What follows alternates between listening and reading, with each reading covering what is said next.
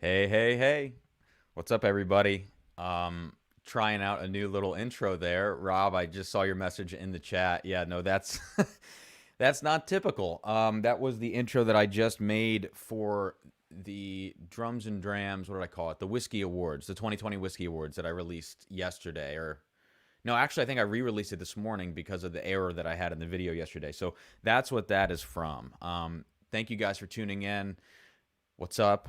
Hope you're all doing well. Let me know if you can hear me. Let me know if you can see me. Everything good? Looks like it's good from my end. I think you can hear me. So just give me a thumbs up or something to let me know that we're good to go. Yeah, we got the graphic up here. Everything is looking good. Let me switch a couple things around here. Great. Thanks, Rob. Thanks for letting me know. Look, I know the national championship game is on tonight. And as an Ohio State fan, I guess, by birth or by geography, I suppose, I should probably be watching that. And I probably will pull that up on my phone here and just put it on silent. But yeah, I didn't even realize the game was tonight because I just don't even pay attention to football, like especially this season with COVID. I think I have really paid attention in the past, but this year it was like it just didn't seem like I wanted to watch sports or that I wanted to really watch anything that has any sort of regularity like that. Bourbon is way more exciting than football. I agree with that. But yeah, I figure the numbers will probably be lower tonight, and I'm totally cool with that. I know a lot of people actually been rewatching the streams, which is kind of surprising to me. I'm not somebody that goes and rewatches a lot of live streams in the bourbon community. Sometimes I'll rewatch some of the stuff that Jason does for Mash and Drum, and never really watching the Bourbon Junkies unless it's live. I don't like to rewatch some of that stuff. I just, depends on who it is and whether or not you feel like you need to be in the moment. But I'm hopefully trying to do things now that are more like accessible to someone who is watching it after the fact, and not just something that you need to be in the moment for, or I need to sit and ponder and really get boring and things like that. So anyways, so what we're doing tonight, we have two basic challenges, I guess. And I don't want to be here all night. I would like to get off here at a decent hour because I am going to be staying up all night editing some virtual concerts that I've been recording. So it's going to be a long night for me, but I'm going to get 7 pours in and hope that I can survive after that. What's up, Jonathan? Good to see you, man. What we're doing tonight first is a blind flight of Buffalo Trace Mashbill number 2. And, what I've got here on the drum is Rock Hill Farms, Hancock's President's Reserve. Got the original OG Blanton single barrel, and then Elmer T Lee back here. These are all single barrel products from Buffalo Trace with their higher rye mash bill, which I think is like over 13% or around 13%, something like that. But it's not disclosed. So we're going to be tasting through this. I have not done this flight on a video or a live stream yet. I have done it myself, but I've included things from Mashbill 1 as well. So this is my first time doing this exact set of 4 pours here. Aiden, what's up? Hey, good to see you. Thank you for making it. I know Alabama OSU, if you care about that kind of thing, they're playing. I am like slowly but surely pulling that game up right now so that I can, stay current and stay hip. I better turn the volume down though. Okay, so I'll let that run right here. So we're doing Mashbill 2. Peter says, will ETL come last as usual? I don't know. See, here's the deal. Elmer T is like my favorite of these when I'm drinking them not blind. I tend to gravitate towards Elmer T. I actually really like Blanton's a lot, and my least favorite here is a tie between Hancock and Rock Hill Farms. For whatever reason, could be my barrel of Rock Hill Farms. I've never been that impressed, but in this blind flight, maybe I will be completely wrong. We'll see. So the way that this is going to work is I have 4 glasses in front of me here on my little table, and I poured these glasses, and I left them in order, and then I had my fiance come in and mix these up and then label. I have a note card for each glass underneath the glasses, and those are labeled with what's inside of each glass. So what I'm going to do is right before I taste each glass, I'm going to hold a note card up to you guys, and I'm going to turn my head. This is my test note card to see if you can read it. You can. I can see it here on my screen. So what I'm going to do is hold the note card up and turn my head. I'll put the note card right back down, and then we'll get into tasting it, and you'll know exactly what I'm tasting as I do it. That's the best way that I can figure out how to do this thing without keeping everybody in the dark until the very end, which I didn't want to do. Let's check the chat here and see what we got. Aiden, I don't know much about college football. Just had a busy morning and just got up from a nap. Oh, a nap sounds real nice right about now. I've got to be up all night as well. Just had a busy. Oh, you had a busy morning, you said. Yeah. Jealous of the nap, I tell you what. But have a pour and relax, kick back. Did check out the percussion vids, by the way. That's awesome. Let me know what you thought about those. There's some real different stuff on there for sure. AJ, happy to be tuning in. Hello from the UK. Hey, great to have you. Thank you so much for tuning in. We're going to be doing some blind tastings tonight, and we're going to see if I'm not here to really guess the Buffalo Trace products, although maybe I will venture a guess as we go. But really, it's just to see kind of how these things stack up.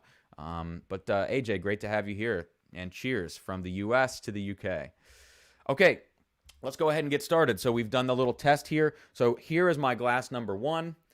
And I'm going to hold up the note card so you can all see what I have in here. This is about the distance. I need to hold it up.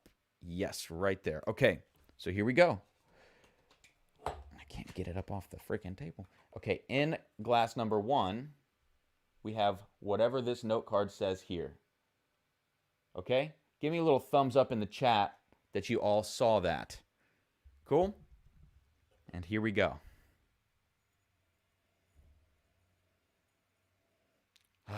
This one is very, very sweet, as you would expect from any Buffalo Trace product.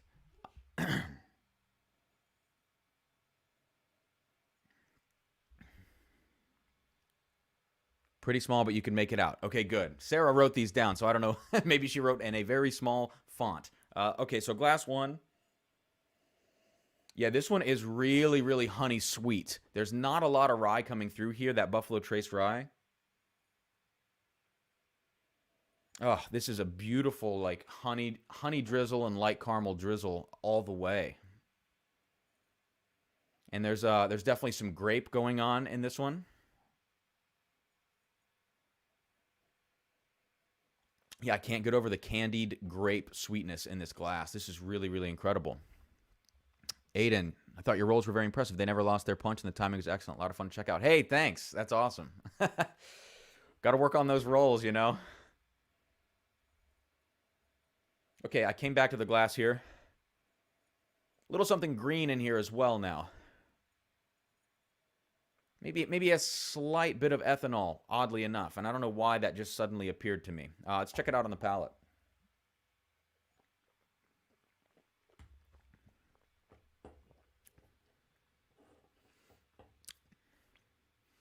Pretty thin.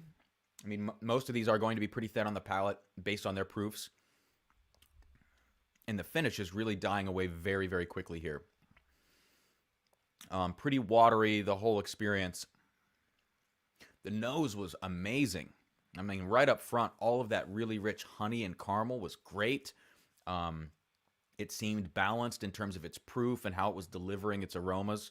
But on the palate, it's super, super weak. Come back to the nose here. You get a little bit of cinnamon candies, but not like Fireball cinnamon where it's kind of punchy in your face. This is like the sweet, not the Mike and Ike's, but you know what I'm talking about? Red Hots, like the cinnamon Red Hot candies. Reminds you of that because it also has some of that sweetness in there. And yeah, there is some light damp oak, light damp woodiness in here, but it's really balanced and really well integrated. Yeah, I see this message coming through here from Aiden. Buffalo Trace products, they definitely lack finish most of the time unless you get into the higher proof stuff. Yeah, you're totally right about that. And again, please, like, if I show you guys these note cards, the one fear I have is that someone will type in the chat what these whiskeys are, so please don't ruin it for me, for everyone else, you know. But yeah. So overall, this one, a little bit of ethanol, beautiful honey and caramel, a really prominent grape note, some light damp oak.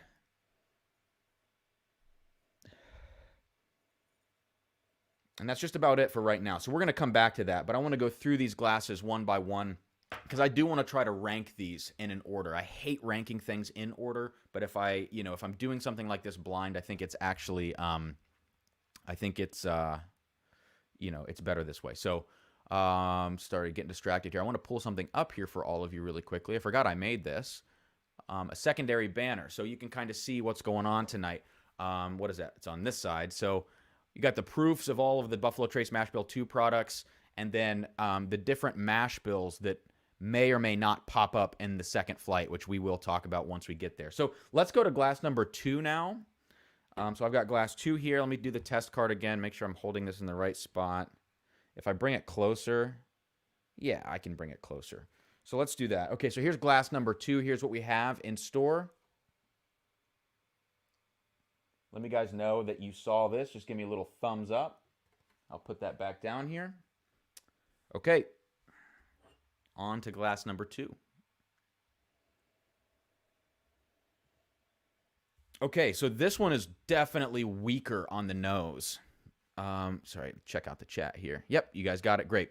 This one is weaker on the nose, and there's much less honey and much less sweetness going on. The proof on this one, let me go back to glass 1. Man, glass 1 is decadent sweet. Glass 2 seems like it could be a higher proof. There's a lack of sweet flavors, but there's more aggressive rye going on. But really, all in all, it seems like it just has much less flavor in general. There's definitely that Buffalo Trace cardboard note in this glass. It really wasn't in glass number 1. If I had to venture a guess at this point, having these two back to back, I would have to say glass number 1 is either Elmer T. Lee or Blanton's. I think glass 1 would be Elmer T based on how much sweetness there is, but I don't know. Glass number 2 is definitely reminding me of something around the Hancock or the Rock Hill Farms area, which to me has more rye influence than the other two, but I'm not sure.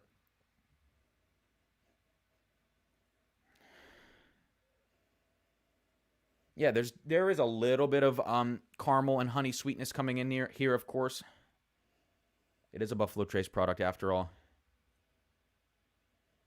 But there's not as much grape, and in place of that grape, there is more rye kick. And, you know, I don't know if you guys have this experience or not with Buffalo Trace products. I get this pretty much all the way through Mash Bill 2. Mash Bill 1, I get it significantly less because there is less rye. And this leads me to believe that this is the rye that's giving this flavor.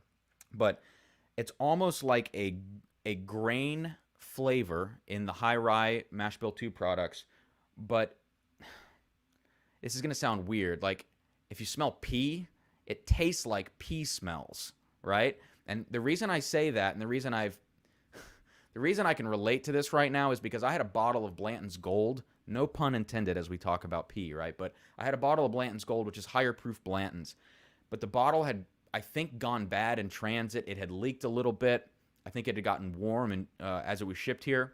And that bottle, to me, it smelled like urine. And it was almost like you took the rye characteristic, that grain-forward rye taste in Buffalo Trace Mash Bill 2, and you cranked it so far up that it became undrinkable. And at the end result of that extreme flavor was like something that reminded you of the way pea smells. And it was revolting. I poured an entire Blanton's Gold down the kitchen sink because it was undrinkable. It was kind of a shame, actually. Probably got skunked. Yeah, Aiden, it probably did. But the problem was, like, it's not that I have a taste aversion to it now. I mean, some of these Mash Bill 2 products are still really great. It's just that I think it took that flavor to the extreme, and in any other circumstance, you'd have never had it taste that way. You've never had that much of that rye weird influence in here. So anyways, all that to say, this pour right here has that sort of oddly closed off aggressive grain characteristic to the rye. Let me check the chat here. And working in a liquor store, I've actually often been told by multiple people they like Buffalo Trace products because they lack that aftertaste. I mean, that's easy to believe, you know, like the average person that's going to come in there and want something that's smooth, and that's their only descriptor.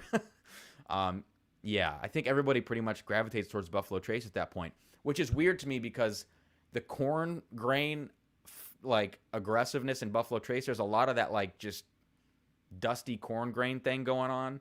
I don't know that people would be attracted to that. I guess if that bothers them less than an aftertaste, maybe that makes sense. But when I go back to Buffalo Trace sometimes, it's like off-putting because it's so corn forward, if that makes sense. Okay, let me taste number 2.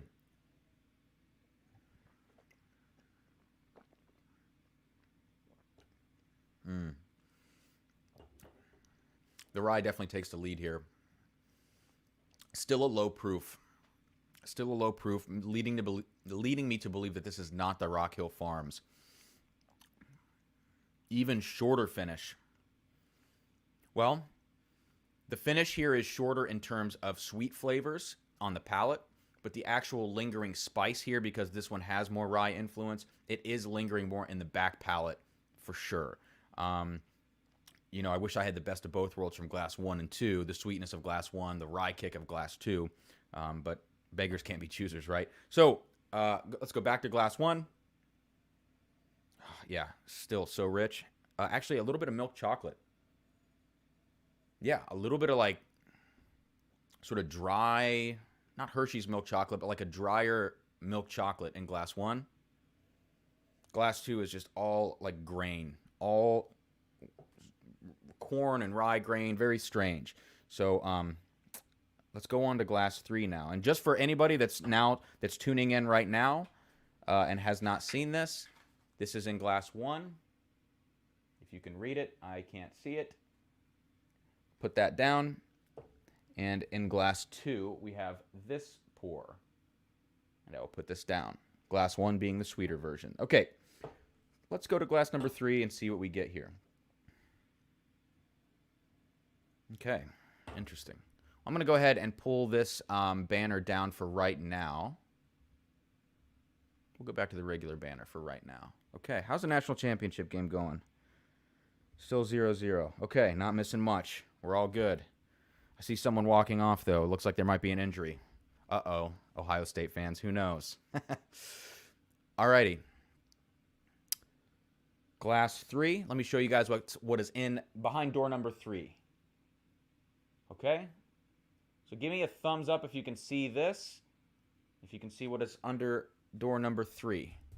Let me know. And then I'm going to get into nosing and tasting.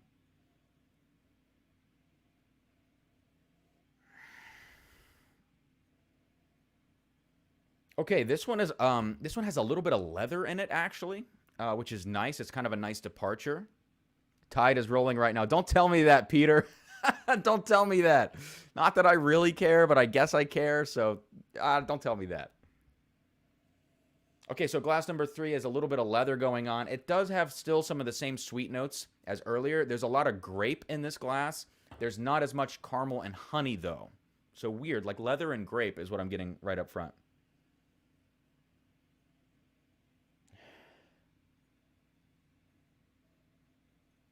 There's something that I can't quite place in here.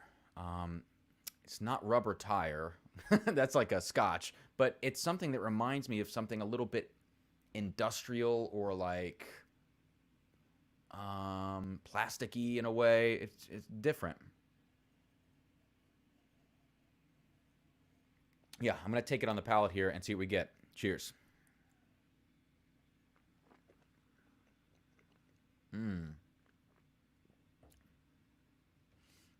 Ooh, that one is spicy. That one is very spicy. It's a strange kind of spice too. It's a little bit off-putting. Like, it's not distinctly baking spices and cinnamon. There's a little bit of that in there. There's a lot of pepper. It just is like ethanol burn, but with this kind of weird industrial plasticky pop in it. I've never really had a note like this before on one of these products, but first time for everything. Yeah, I can't get it out of my head that there's something slightly rubbery and funky about this that's kind of strange. Definitely hits harder than the others, which would lead me to believe it could be the Rock Hill Farms here, but I'm not sure.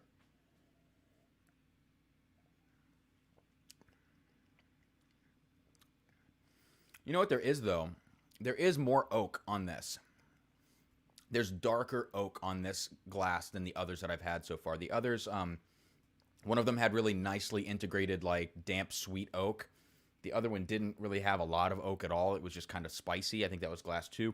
And this glass 3 is actually getting some deeper oak flavors that remind you of different distilleries, basically, which is nice, but I actually don't even know if that plays well with this flavor profile. It's like it almost needs to be sweeter. All right, so I'm going to go glass 1, 2, 3 here on the nose really quickly. Yeah, glass 1 still really delicious. This one actually almost has like a butter pecan ice cream vanilla note going on in glass 1 now, especially as I compare it to these spicier glass 2 and 3. Glass 2 here is getting a little like cane sugary, a little bit syrupy, like simple syrup, but it still has a little bit of that spice pop in there as well. Man, they're kind of changing a little bit as they sit here, which is very interesting. Now I want ice cream, says Rob. Yeah, I know. Anytime I get that note, like if you get like vanilla bean ice cream on a bourbon, or you get like butter pecan or butter cream or any of those types of flavors, I immediately want to go. And I'm still doing this keto thing right now, so it is killing me. And I don't. They probably make keto ice cream. I'm not even screwing with that. I'm not going to ruin a good thing like ice cream. Yeah, glass 3, definitely this weird funk. Really weird funk. For those of you who are tuning in right now, I know there's only a couple of us hanging out. Obviously, national championship game, and looks like Alabama's about to score, by the way. They are in the red zone. I got to see this play. Ooh. Okay, no touchdown yet. No touchdown. We're good. um, I'm off ice cream, so thanks. Sorry, Rob. Um, I don't even remember what I was saying. I have no idea. So I'm gonna go ahead and move to glass 4 now. Okay, I'm gonna nose it real quick before I show you guys what it is. Huh. Gosh, these are all so close. And when I do flights like these, when I do these blind flights of things, I purposefully do not drink them for weeks in anticipation of doing these things because I don't want to have any like taste recall or taste memory on them because I really want to challenge myself in this situation. Peter, 4th and goal. I know. Stop it. Oh my god. Let me show you guys what is under door number 4 here. So here we go. Same situation. Give me a little okay, thumbs up that you've seen what's here. I never know how the camera's autofocus is going to do, so that's why I have to confirm with you guys. Okay.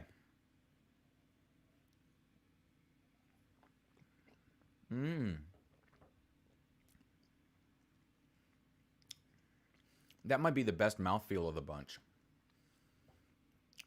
Very balanced too. A really nice balance between sweet and spice with a more viscous mouthfeel and a longer finish so far than the other ones. That's very interesting. Huh. Wow. If I had okay, I'm going to make a random guess and I might change this guess as I go back through the lineup one more time. More quickly this time. I might change this guess, but I'm going to say this. I'm going to say glass 1 is Elmer T. I'm going to say glass 2 is Hancock. I'm going to say glass 3 is Rock Hill. And I'm going to say glass 4 is Blanton's. That is my initial reaction, which scares me because Blanton's, if it is a glass 4 and it is this balanced, and I'm going to just feed into the Blanton's hype, but it might be the case. Let's see what we have here. Like I said, I don't know much about college football, but now I'm tuning in out of curiosity. Well, I'm so sorry to, I hope I don't convert you in any way, or this is not my fault. Rob, thanks for the heads up. Good, good, good. Okay, I'm going to go back to glass 4 here and get a little more detailed with it. God, they're all so damn similar. Okay, good. So signature honey note. I don't even need to say that at this point. There's cherry in here. It's less grape, more cherry. There could be some grape in there as well. It's almost like a really dark cherry. Excuse me. There's not a ton of spice going on in here. Let me give my nose a rest. I might need to breathe a couple of fresh breaths before I go back in. Maybe there is spice that I've numbed myself to. No, I mean, not really. There's not a lot of spice on this glass, which I like because glasses 2 and 3 are so spice forward and they kind of seem out of whack a little bit because of that, thrown out of balance. Okay, again on the palate. Here we go.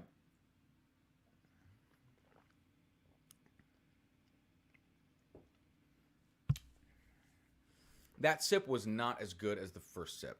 That sip was a thinner mouthfeel for sure. Shorter finish. Interesting. Okay, so I've gone through the full lineup. I'm still going to go by my initial guess here. I'm still going to say 1 is Elmer T, 2 is Hancock, 3 is Rock Hill, and 4 is Blanton's. Let me go back through the lineup. I'll make this one a little bit quicker. And let's see, what ends up happening and how I do. So I'm pretty curious about this because if I'm being honest with you, none of these glasses are making me go, holy shit, this is an incredible bourbon. No. When I do drink Elmer T and I know that I'm drinking Elmer T, I tend to be like, wow, this is really good. It's pretty light, but it's so good and so sweet. And even now, if it is glass 1, it's not holding up to my expectations. So, and you know what, to be honest with you, I've been getting away from Buffalo Trace Mash Bill 2 for like a good 4 months at this point. I thought I would need to have already purchased backup bottles for all of these or like refills, and no, not really. Like I'm doing just fine. And if I'm being honest with you, I tend to like E.H. Taylor single barrel better than all of these. And I think it's cheaper than just about, well, it's cheaper than two of these on the secondary. So E.H. Taylor single barrel and Mash Bill 1 as a whole, for me, beats Mash Bill 2 for whatever reason. Let's see what we have here. Peter, well, they are single barrels, but they are usually consistent. Yeah, and I mean, that's my experience too, is that while they are single barrels, they're generally pretty consistent. All the Blanton's barrels I've ever had, I've never had one where I was like, that's way better. And I've never had one that was much worse either. I mean, they were all right in the sort of the same category. Now, Henry McKenna is a different story. That is like a crapshoot of a single barrel product. Hayden Craig says usually. I think that was maybe in reference to my comment about Mashbill 1, although I'm not sure. Okay, well, let's go back through this now. And let me tell you guys really quickly a couple things. First off, if you haven't liked the video, please like the video. That would help me so much. Just, continuing to build the channel. Somehow, like, I'm already up to about 500 watch hours, trying to get to that 4,000 mark to get monetized. But in 1 month, like, in 1 month of, like, dedicated content production here, because I've been around for 2 months, and the first one of those was like, I was kind of doing some stuff. I've really ramped it up, and in that month, I've gotten like 500 watch hours, which is crazy, and like maybe like 150 subscribers, and it's continuing to exponentially increase, which is amazing, and I'm really stoked about it. So, thank you guys for tuning into lives. There's a lot of familiar faces in here right now, so that's really amazing. And I'm, it was not the goal to monetize this at all, but maybe one day that'll happen, so that's really exciting. Aiden, I've definitely had ones where I thought they were way better. Okay, well, yeah, and maybe I haven't tasted enough of these single barrels, actually. Maybe I haven't had enough different bottles of each of these. The one that's really disappointed me here is the Rock Hill. Like, my Rock Hill is not good, and everyone says that's their favorite, and I'm just thinking either I'm crazy or the world's crazy, so I'm probably crazy. It's probably a bad barrel. Could be personal palate. Yeah, it could be. And I'm really getting into some deeper and higher proof, like richer flavor type bourbons now, so it could absolutely just be a personal palate thing. Okay, well, let me before I go back to all of the Mash Bill 2 products, let me show you guys this list one more time, because I'm going to tell you what is going on here with this with the mystery Mash Bill, which is down here. I gotta do this opposite here. So the mystery Mash Bill, what I did is I created a list for Sarah, my fiance, and what it says here in this doctor's handwriting is all of the different mash bills that I have on my shelf over here. So, for instance, there's Wheated Jim Beam mash bill, right, which is like Maker's Mark essentially. There's the Heaven Hill Wheated mash bill. There's the Wild Turkey mash bill, which is 75-13-12. The Jim Beam, which is 75-13-12. I also didn't include it on the list on the screen right now, but the other mash bills would be like Bowman or Weller. Those are also options. Barton 1792, Buffalo Trace Mash Bill 1, and then Heaven Hill, which is a gigantic portfolio. And I told her to pick one mash bill out of all of these, and then what I wanted her to do was to pick 3 pours out of that mash bill. So the goal of the next set of challenges here for tonight, challenge 2 of 2, is going to be taste 3 glasses, identify the mash bill, identify the distiller, and then try to identify the actual bottle that they come from. So that's going to be a challenge, but I'm excited about trying that. So anyways, back to our scheduled programming here. Let's go back to glass number 1. As a reminder, we have this in glass number 1. Put that down, and here we go.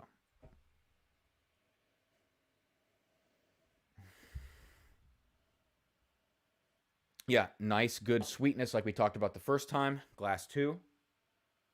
Glass 2 is actually now sweeter. This is glass 2. Glass 2 is now sweeter than glass 1. This is very odd. Still a good bit of spice in glass 2, but the grape and the cane sugar sweetness have ramped up. Glass 3 on the nose. Oof, glass 3 has that really distinct corn grain flavor and that rye weirdness in there. It's like a little bit of like brittle caramel in there as well. I'll taste glass 3.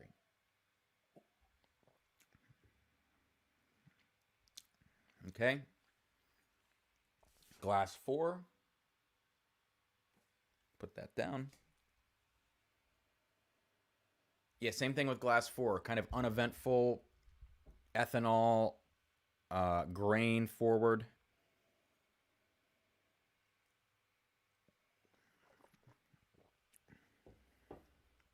Actually, a slight nuttiness on glass 4.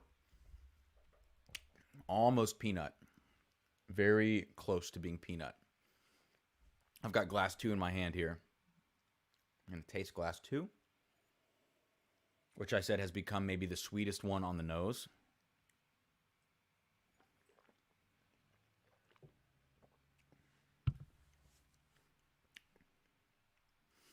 God, this is tough. This is a tough call. Tasting so many similar products next to each other, for me, your palate gets not fatigued fast. It just gets confused because everything is cut from the same cloth. I mean, this is all the same mash bill, all approximately the same proof, pretty close on age on most of these things. It's such a challenge. And like, I had that same issue when I did my Stag Junior flight a couple of weeks ago when I posted that video. Like, there's nothing harder for me than to try to, drink all of these similar things all in a row. I'll check the chat here. Here we go. Bourbon forward channels usually do well on YouTube. Aiden Craig. Sorry, Peter, I didn't quite understand. Maybe I said something. Yeah, that was 5 minutes ago. See, I need to check the chat more regularly. Honestly, based on availability and price and single barrel goodness, I think Eagle Rare. Yes. Okay. And Aiden, I said the same thing. Like, Mash Bill 1 for me is typically better. Eagle Rare is an incredible daily drinker. If you have it in your area, tough to come by here in Ohio. Honestly, I hate to say this, I don't mind paying secondary on that. Like, local secondary on Eagle Rare, it's on the shelf at 32, and local secondary is about 45, sometimes 50. I don't mind paying that. Like, I am willing to pay for what I like to drink, and if it's $45, that's just a slight upcharge. Eagle Rare to me is worth that. I've never had an Eagle Rare store pick, and I've always wanted to try one. Yeah, I like Eagle Rare equally as much as E.H. Taylor's small batch. They're just two different beasts. E.H. Taylor has got a little more spice kick going on in it. But I love them both. And then E.H. Taylor single barrel to me is like the epitome of that mash bill before you fall off the price cliff, and you get into crazy territory there. Buckeyes look to be going in. Oh, yeah. Touchdown rush. I'm looking down now. Awesome. Hard to get Eagle Rare here, but they are retail in stores. Let me know when they've got it. That's awesome. That's really cool. Yeah, I always wish, like, in Ohio that we could have a store hookup, but that just doesn't exist here because everything is state controlled. Like, one thing I've always wanted is to have someone out, like, have a friend out of state who somehow acquires lots of things, who doesn't want to profit from them and can get multiples and is willing to sell at cost. Like, I've always wanted to find that person, I have a buddy in Maine who has been saying he's willing to send me an E.H. Taylor rye at cost, which is amazing. Like, I'm going to definitely hit him up on that. But otherwise, like maybe one day, I'm holding out hope. I want an Eagle Rare store pick from Trev Wilson. Oh, that's super cool. Yeah, I would love to try that.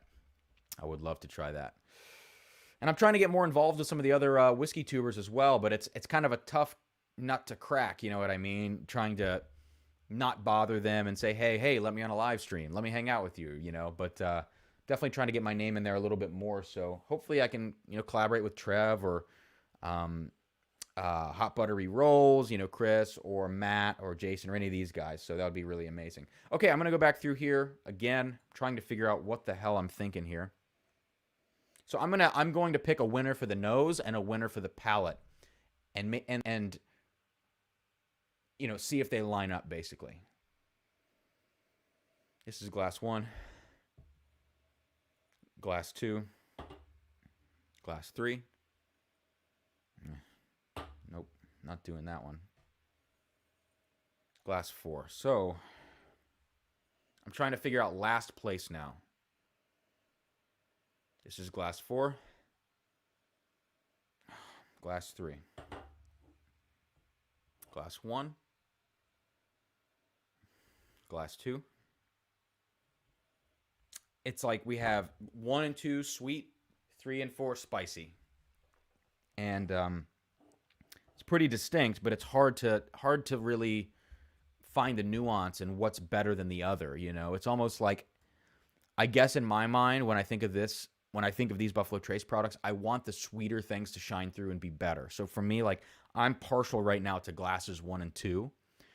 And 3 and 4 for me are probably going to be 3rd and 4th place, but I've got to figure this out. Like, what do I appreciate more out of these pours? And I think it's the sweetness and how, if they can be balanced. Try Destination Bourbon. He will stream with just about anybody, and he's a cool dude. Yeah, that's a good idea, actually. And I feel like on the entry-level side of these things, like when you're trying to get your foot in the door, like people who are doing lots of live streams, which I think he's doing a lot of live streams, or mostly live streams, and same with Chris from Hot Buttery Rolls. Like, those seem like to be the people to get in with, obviously. I mean, obviously, like Matt Porter is super busy, I'm sure, doing things with other people, and he's probably getting press now because of the Bardstown thing. And Jason is doing things with Fred Minnick, so that's just crazy out of out of left field and out of my league. So Shelf Turds are live right now, so you have some... Oh, I didn't know Shelf Turds were live right now. That's interesting. See, I've been trying to find a night, Peter, to like the best night of the week to do it, but it seems like everyone's got one on a different night of the week. So I never know. I mean, like maybe Thursdays are good. Last month I did Tuesdays. This month I'm trying Mondays. Up until now it's been great, but obviously with the national championship game, I think we have a smaller crowd right now. Aiden Craig, I think they were last time too. Okay. I got to get back to tasting here.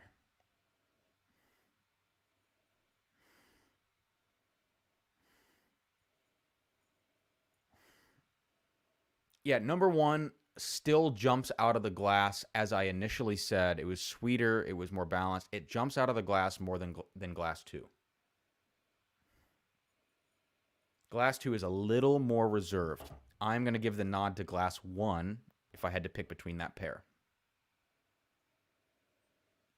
Glass 3, green rye now. The greenness of the rye is really coming through on glass 3. Glass 4 is more baking spice and grain.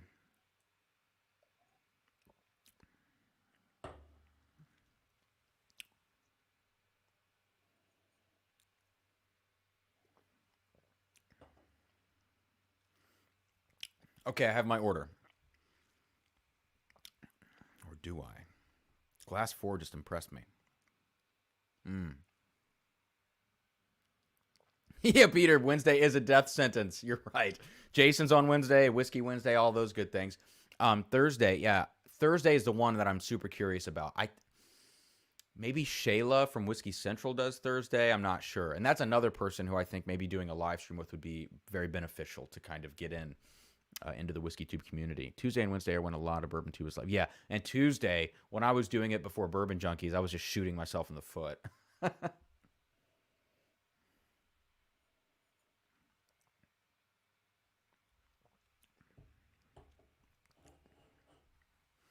This is really tough. This is a tough flight. I think the next flight, even though it's way more mysterious and I have no idea what it will be, it might be easier than this one. Just because I don't like picking winners. I hate doing this. But I thought it would be a nice challenge.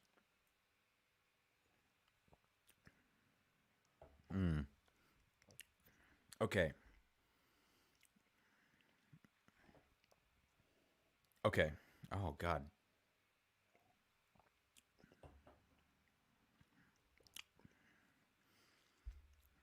Here's what I'm going to say. Glass number 2 is in last place.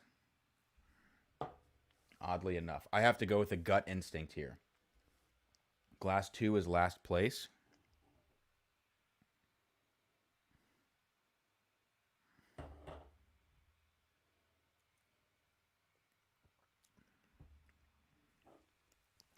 Let's check the chat. Okay. I'm gonna be so pissed when I turn these cards over. I'm gonna have picked Hancock's as number one, and like Elmer T is the last.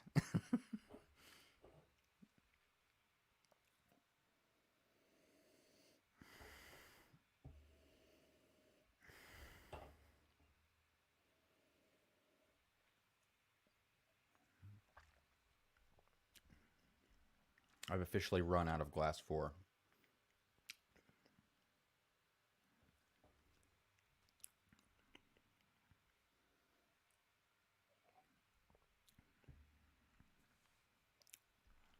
God.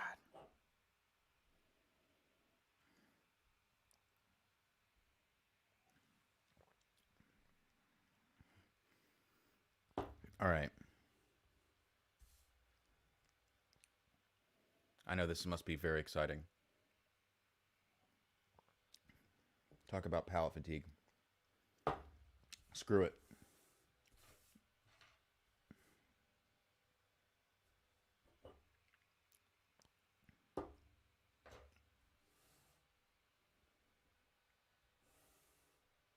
I am going to say 1, 4, 2, 3. Final answer. 1, 4, 2, 3.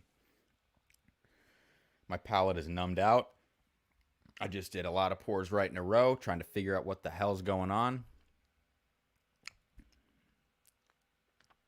Bourbon junkies did the same in their flight. I think all the major ETL last.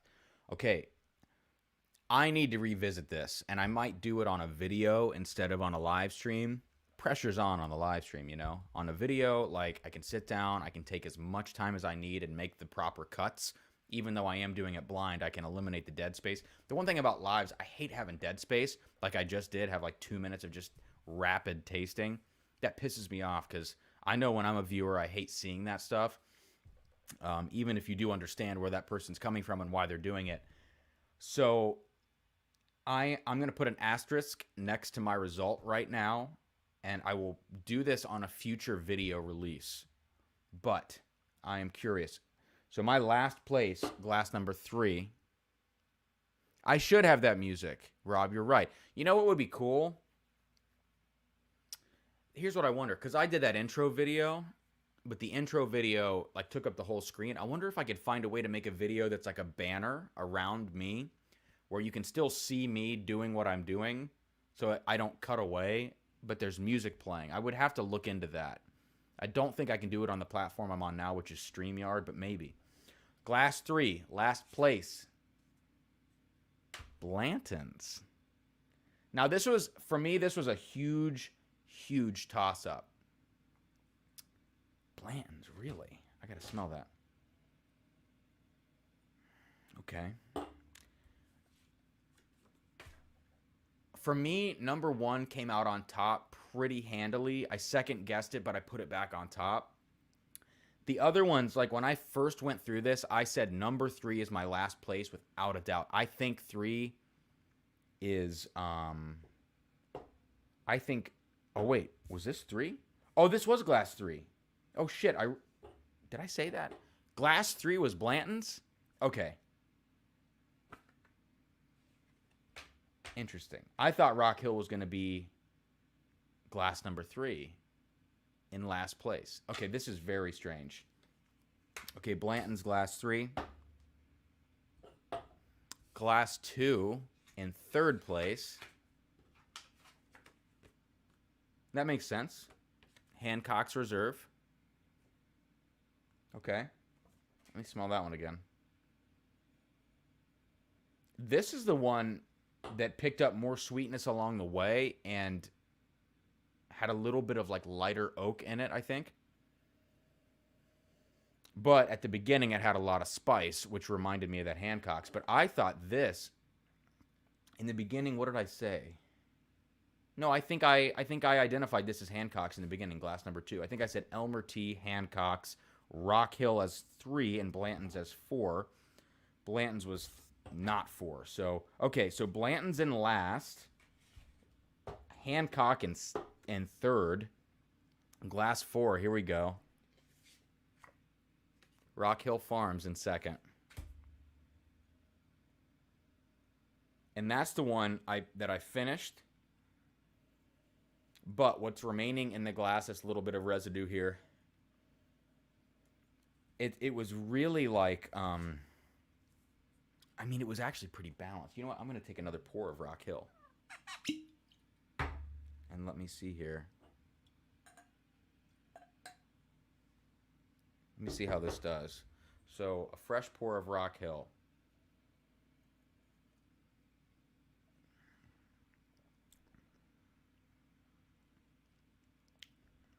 Interesting.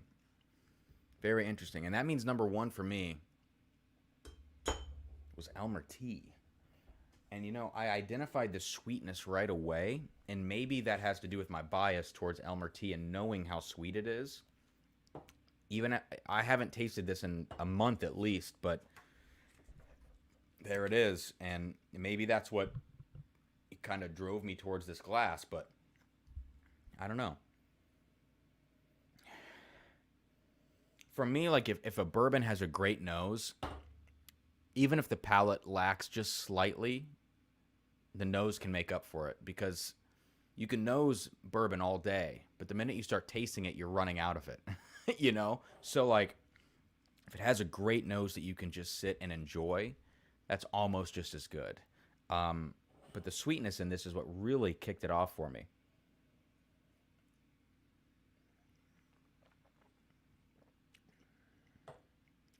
And admittedly, the finish is not that long. But for tonight, my order is Elmer, Rock Hill, Hancock's, and Blanton's. So I'm not feeding into the Blanton's hype. I have called out Blanton's. I'm going to write this down in the notes on my phone so I don't forget it, because I think it's important next time I do my video to compare these notes. So Elmer T, Rock Hill, Hancock, and Blanton's. Great.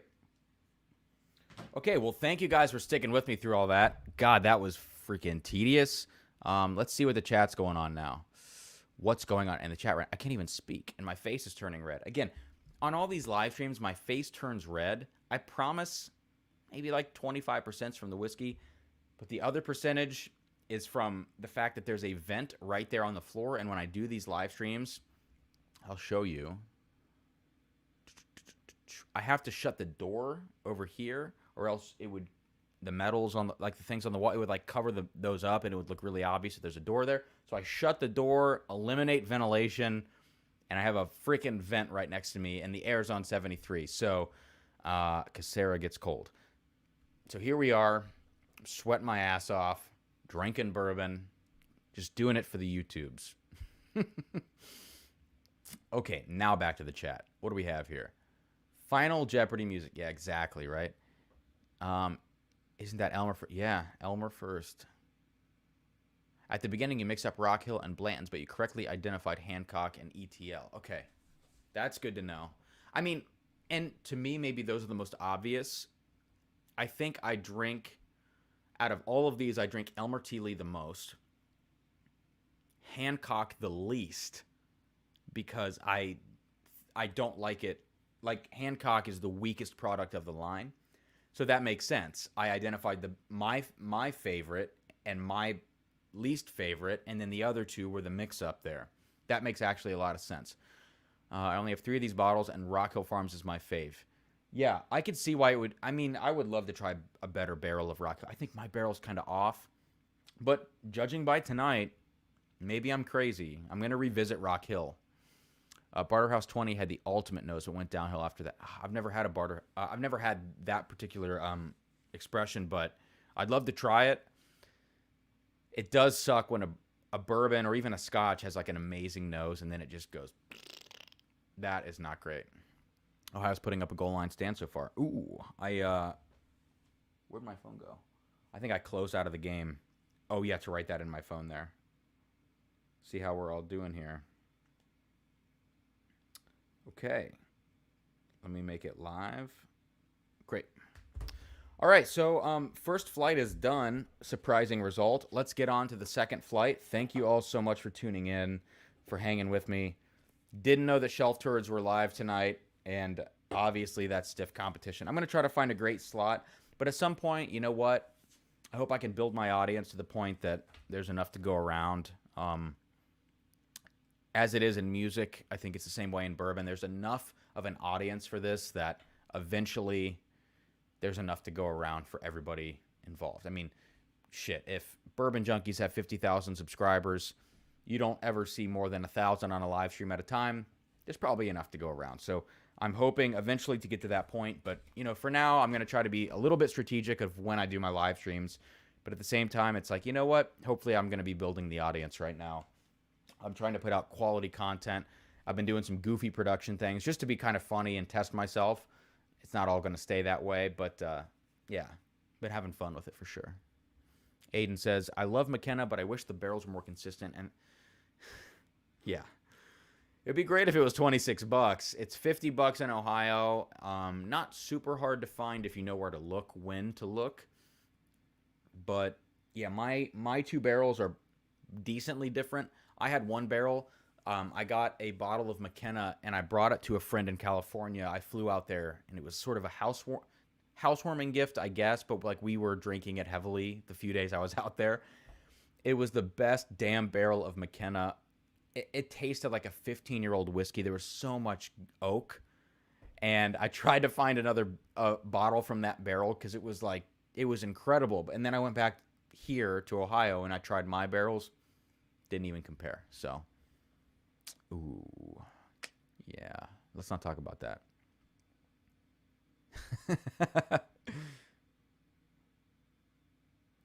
Man, that would be nice. Yeah, 50 bucks here. So, okay. Well, these pours are all donezo.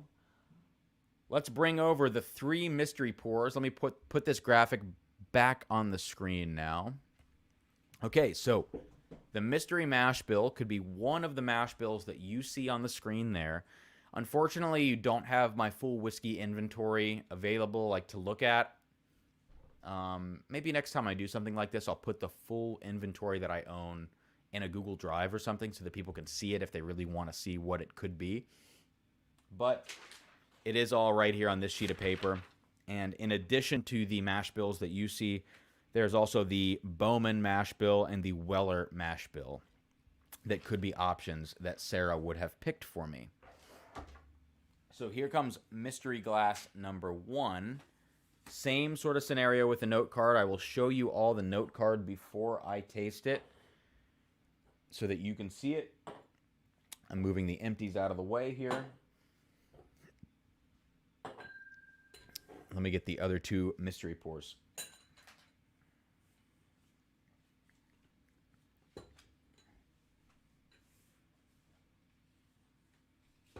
Okay. So, let's check the chat. 2 comments. Why'd you end it? Hey, Pesky716. Great question. So, I did put this up last night. I was really excited too. There were a couple of errors in the award video. And when I put it up, I was like, you know what? I rewatched it. As I rewatch all my videos every time. Like, I make an edit, I export the video, I watch the edit, and I go, okay, that's good. Sometimes when I'm watching it, if it's a 30-minute video, it's like, well, you know, I tune out for a minute here or there because I'm not dedicatedly watching it, and I miss a couple of things.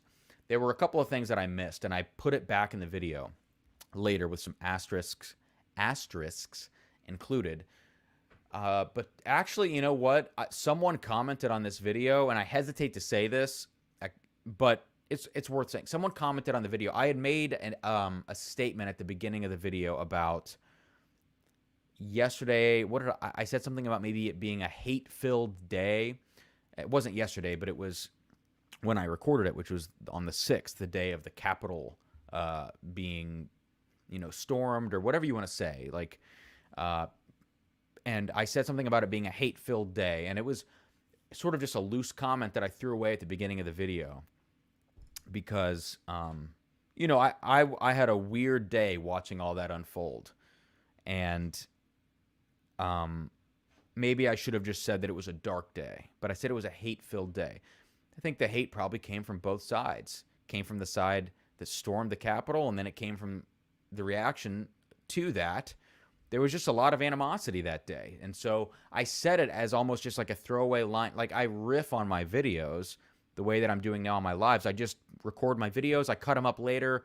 I halfway think about it, because if you think too much about it, it takes you 8 hours to cut a video, and that's not sustainable. And someone commented about that and said, leave that shit on the sidelines. And it resonated with me because I've always kept my music career and my personal pages pretty politic free. Recently, my personal page has become more outspoken in certain ways. And that's not for me to talk about here, because I realized in that moment, my whiskey channel is about whiskey and my love for this and not about anything else. And that's okay. It's okay whichever way I want to take it. But I went back and I took that comment out of the video, and I edited the couple of edits that I wish I could have taken back on the first release. And then I re-released the video. And it's given me a much more careful eye, and it's going to make me be more attentive to the future releases that I put out. So anyways, that's the long answer to that question. What do we have? Oh, I did something bad. No, shit, I blocked Rob for 5 minutes by accident. Rob, I'm sorry. That was a misclick. Oh my God. Oh, I'm so sorry, Rob. I totally clicked the wrong button there. Can I undo that? I cannot undo that. Rob, please accept my apologies. And I don't think your comments are going to show up now. Retype that comment that you had just sent. I totally missed it. I'm so sorry. As a Canadian, that day was a real head scratcher. Yeah, Peter, I'm telling you, like, me too, man. But here's the thing, and I don't want to get all down this rabbit hole, but I do come from a family of very conservative people.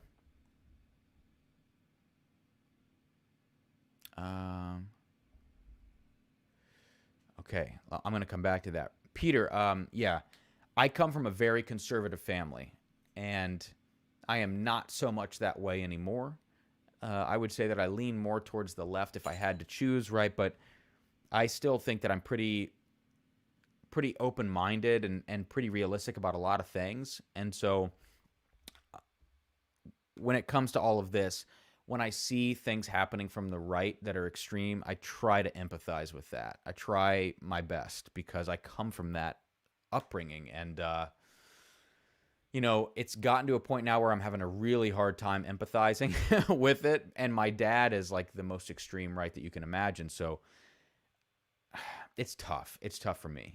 But I do my best to kind of ride that line in the middle for what it's worth. Your channel, but I think that person's statement was inappropriate. Nothing wrong with acknowledging a day of such significance. Did you see the statement that he made? Yeah, when I saw it, I just had this reaction to it. Like, you know what? Maybe this person is bringing up a good point, and maybe even if I don't respect, maybe I did speak my mind and I said it in passing, but at the same time, like, I respect the fact that my goal of this channel was to keep this about what I made it about, but I do want people to know me as a person. So it's a really weird line to try to ride, and I'll do the best I can in the future with it and be more measured about what I say. But that one was one where I didn't think about what I was saying when I said it, so I could see it going either way. And next time I'll be more careful about how I word things. If I do want to make some sort of statement, I'd rather make it in a meaningful way than in an accidental way. I think that's kind of the key for me. You need a wrench. I do, but you know, when I get to that level, I would love to have a wrench in the chat. But yeah, I accidentally blocked Rob. It was a thing in StreamYard here, not even in YouTube.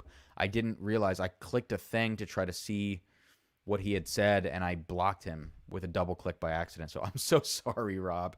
He's probably texting me saying, "You're an asshole," which, yeah, totally makes sense. Okay. I didn't, just going off your rehashing of it. When you try to please everyone. Yes. You see, and that's, this is the last thing I'll say about it too, because I do want to move on, but the pleasing everyone thing is very interesting for me. very relevant as well because my main career is as a solo musician, not like a singer songwriter, but as a solo percussion recital artist, right?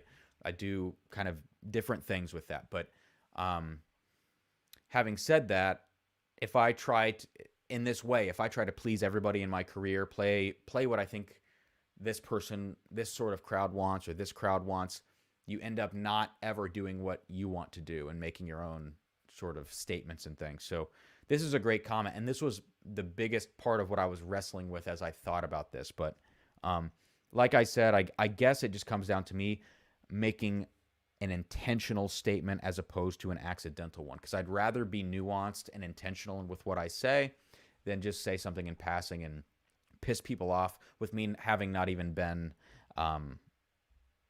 detailed about it. So anyways, that's all. Yeah, sorry, Aiden. We're moving back. We're moving swiftly along now, and we are now getting to the, let me point there, mystery mash bill. We're going to the mystery mash bill. I don't know what it is. We're going to go to glass number 1 now. Take the cap off of glass number 1. And I'm going to show you all what is under glass number 1. And you will then figure out, I guess, whether it's one of these mash bills or a different one. It could be Bowman or Weller as well. So here is the first pour of the mystery mash bill. Let's check it out.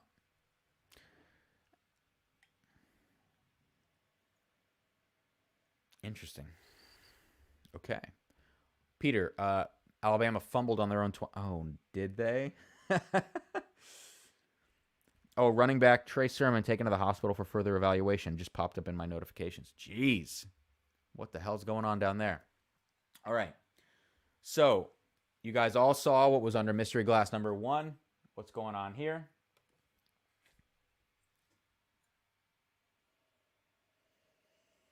Seems to be decently high proof. There's a distinct peanut note in here. Whew, it is definitely high proof. I'm going to have to taste this. I need a sip of water as well.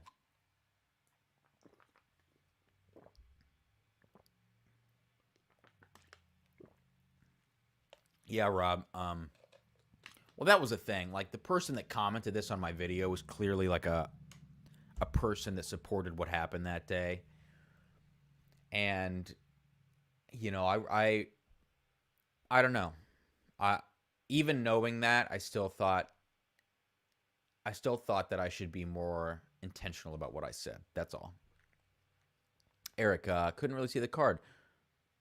Sermon likely has broke. Oh, shit. Okay, let's check out the card again. I am not looking. I'll do this just to be sure. Let me zoom in with the card and zoom out with the card of Mystery Glass 1. And guys, tell me whether you can see it or not. Give me a thumbs up. Please let me know. It is going back down now.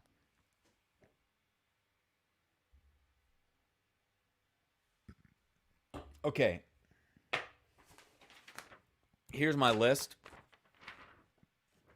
of mash bills, possible bourbons, things like that.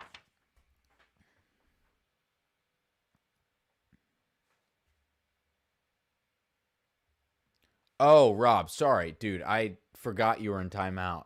I was like, what the hell does the timeout part of that comment mean? No, I'm so sorry I did that, man. You just said it was a dark, weird day. Okay, yeah. Sorry about the freaking timeout. That is hysterical.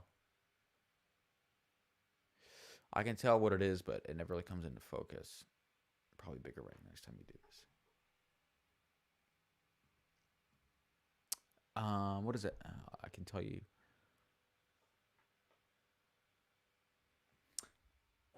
I don't know exactly what you're saying, Rob, but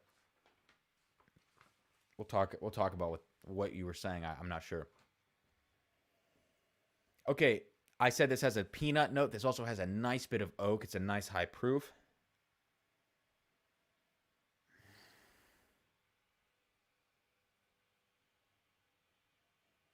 Oh, the card. Right. Big block letters needed. I will tell Sarah that. You can tell what it is. Okay. That's good advice. Thank you for that. Um, would it matter closer to the camera, further for the camera? Let me know.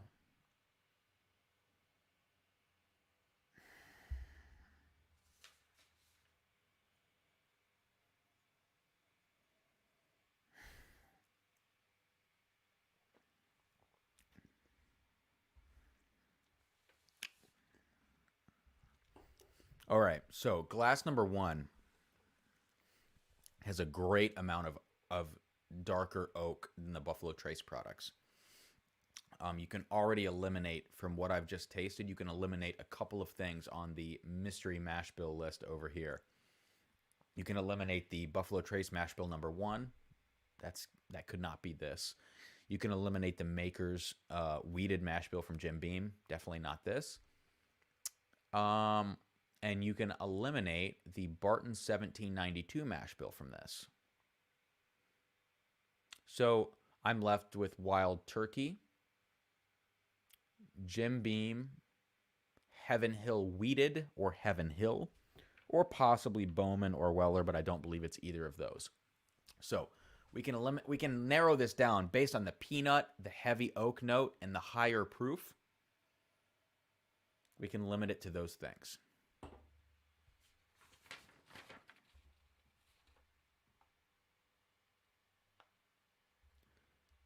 Let's see, Rob. Further comes into focus more, or maybe just hold it closer for longer. Moving it in and out doesn't give the camera. Okay. No, you're good. I think you're supposed to ask. Well, what is everybody? Peter, what are you drinking, man? Let me know. Sorry for not asking. I'm new to this, you know. I'm trying to get my bearings here, but I appreciate you being here, Peter. You've been like an awesome supporter of everything, and so that's really amazing.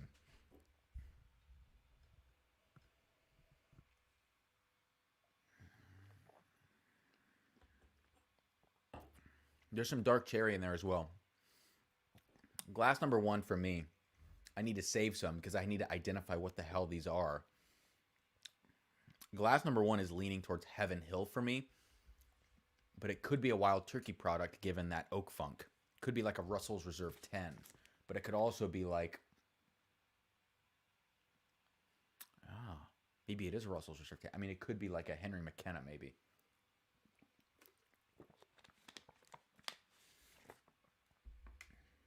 Oh, let's get these off the screen. Yeah, so this is a great question, Peter. I have heard so many answers to this. And what I've come up with after like asking around and trying to figure this out, I think it's a blend of mash bill 1 and 2 that is then like that is blended and then distilled a third time. That's at least what I'm sticking to because it has similarities to mash bill 1 and mash bill 2 for me. It could be mash bill 2 only, which is probably the most common thing that I hear. If I don't hear that it's a blend of 1 and 2, I tend to hear that it is mash bill 2. And in that case, like I could believe that, but I would believe that it's a blend of 1 and 2, maybe more, and then triple distilled. But I don't really know. I have no idea. Aiden, having said that, I'm sure you've seen that video from. Did Key and Peele? Yeah, Key and Peele did the video of the football player names. That's a great video. There's two of them, I think. Whatever it is, Bowman is damn good. Yeah, it is. I might have a pour of that to end this live stream. We'll see. I do have to stay up like all freaking night and edit videos. So let me go to mystery glass number 2. Let me show you guys what's in this. Let me smell it first. Oh.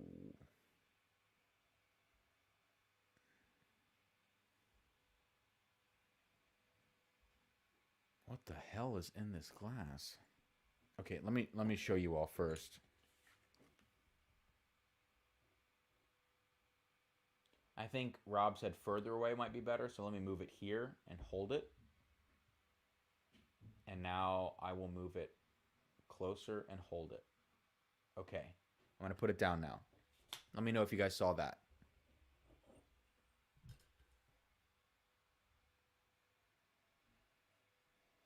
This is a very high proof, but it almost smells like a dusty, which is why I'm confused right now. There's like a bright, there's a bright green ethanol flavor in this high proof. There's a lot of oak.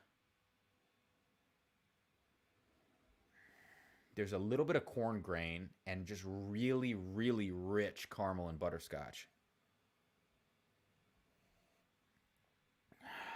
This reminds me of an Elijah Craig barrel proof batch C919, A120, or C920. One of those three batches is what this is reminding me of.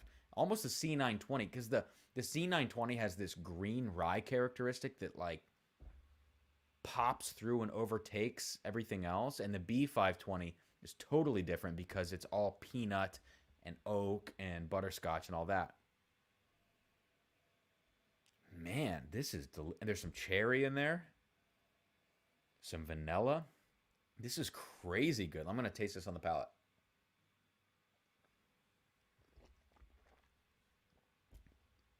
Woo, that is high proof shit.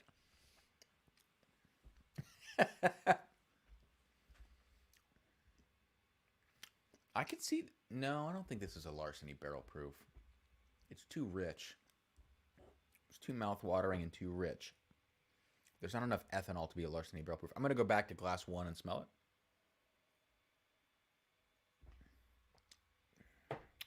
I am going to go out on a limb here. At this point, after two glasses, I'm going to say that this is the Heaven Hill 78 12 10, traditional mash bill, traditional corn mash bill.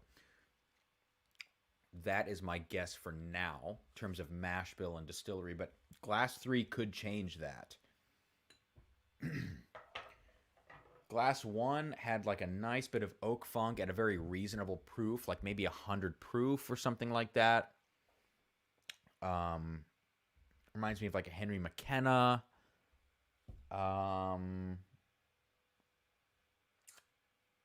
Yeah, that might be the only. That might be my guess. Like glass 1 is like a Henry McKenna.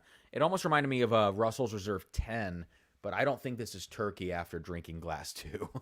That's like an Elijah Craig barrel proof flavor to me. All right, let's go to glass 3. Let me check the chat. Great, good. I'll do that next time. Yeah, I love ECBP too. Oh my god. All right, glass number 3 of this mystery flight. Ooh, all very cherry and sweet. Oh, this is interesting. Oh, I need to hold up what this is. So here is mystery glass 3. Further away. A little closer. And a little closer. Okay, let me know if you guys saw this. This is what's in my glass right now. God, this is interesting. It's a little watery on the nose. Like it feels like it's a decent proof, but feels like it's gonna have a thin mouthfeel when I smell it on the nose. Perfect, great, awesome. Thanks, Rob. Yeah, cherry, corn grain, peanut, oak, caramel. Yeah, burnt caramel, barrel char. Like it smells to be about 6 years old to me. Between 4 and 7 years old. I would say it's not like an old bourbon. It just, because it's high proof, it smells like it's been aged on the top floor of a warehouse, as opposed to 12 years soaking up all the oak. It feels like it's been fast tracked to those flavors. So I'm not sure, but I'm going to taste it on the palate. Cheers.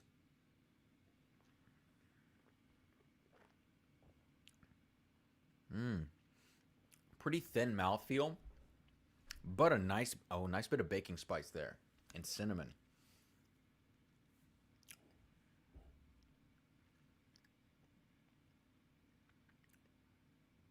Oak, cherry. Very interesting. I'm going to go back through here. I'm going to nose all 3 in a row. Number one is really decadently caramel sweet. Oh yeah, very sweet. Nice sugary notes. Number 2, crazy high proof. Lots of rye kick.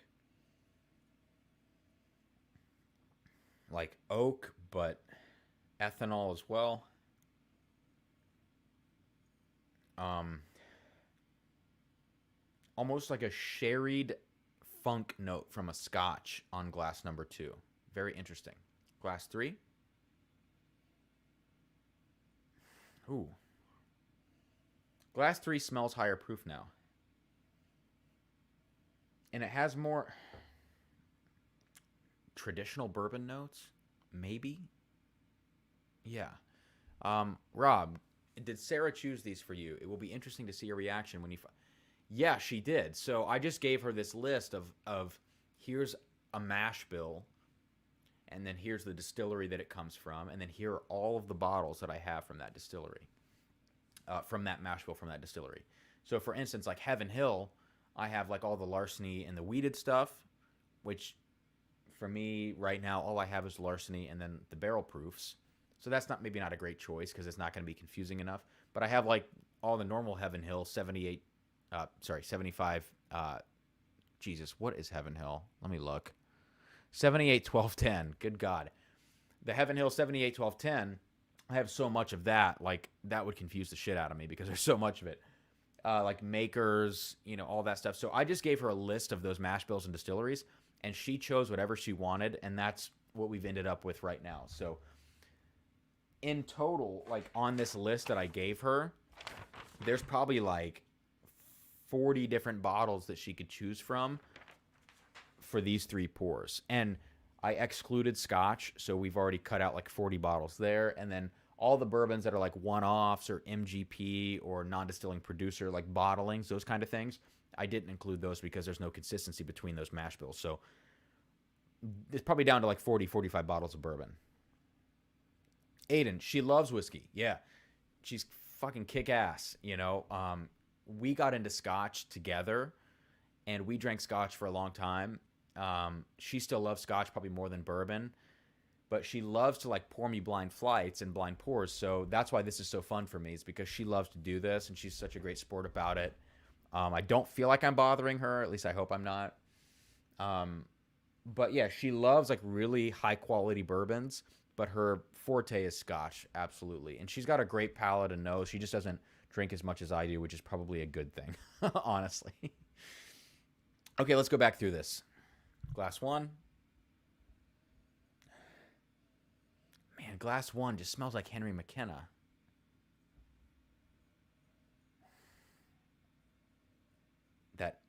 That nice balance of oak and sweet caramels, and it's very traditional, but there's like an increasing amount of sugary cane sugar sweetness.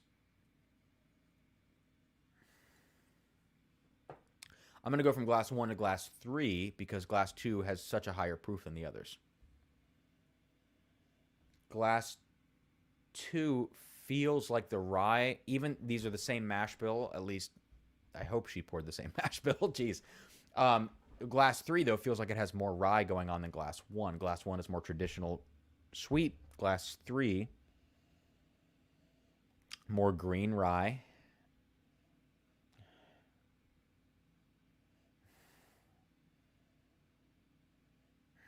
Interesting. Back to glass 1 and glass 3. Glass 1 has a nice barrel char note with all that sweetness, and glass 3 has like a brittle caramel and peanut note along with that rye. And glass 2, the high proofer, God, that is so strong.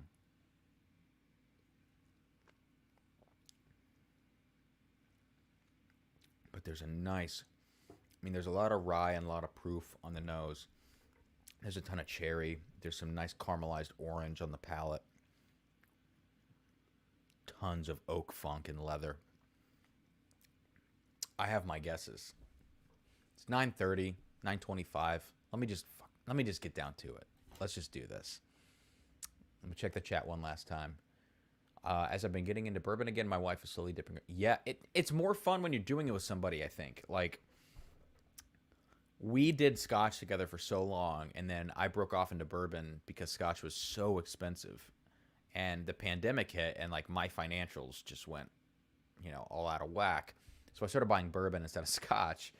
And it was easier to buy more bourbon and to try more, but she didn't like it as much. So then I was like left to my own devices, and I started watching a lot more Whiskey Tube. And then I was like, I tend to do things that I engage in. So like, I had a podcast for 35 episodes, right? Because I listened to so many podcasts, and then I did it because I'm like, why spend the time digesting when I could spend the time producing? Same thing with Whiskey Tube. I was ingesting so much, then I got into bourbon. She didn't really want to get in so much with me, and then I started watching so much Whiskey Tube that I was like, I'm watching 2 hours of this a day. Let me just use those 2 hours to produce my own content, and here we are. So anyways, it's more fun when you have other people, which is why I think the whiskey community online is so important, that if you don't have somebody, you can reach out online and learn and form your own community and build, whatever. But that's awesome that she's getting into it as well, Rob. That's really cool. And Aiden says, I've always gotten apple skins off McKenna, which is a note I like. That's interesting. I mean, it's single barrel, obviously. I think glass one for me is McKenna. So let me go back to this.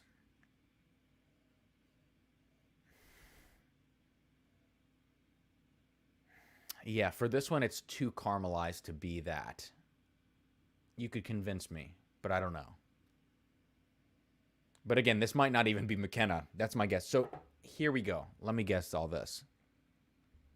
Are you watching?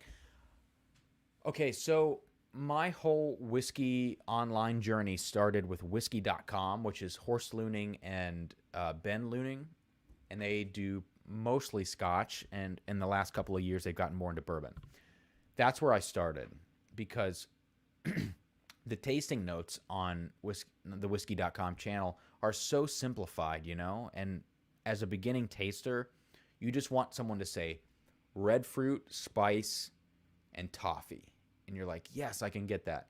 When people say like furniture polish, banana, toasted marshmallow, coconut, you're like, you've lost me. So I started with whiskey.com. And because I was into scotch, I went to Ralphie. Ralphie did the crazy tasting notes, the really specific ones.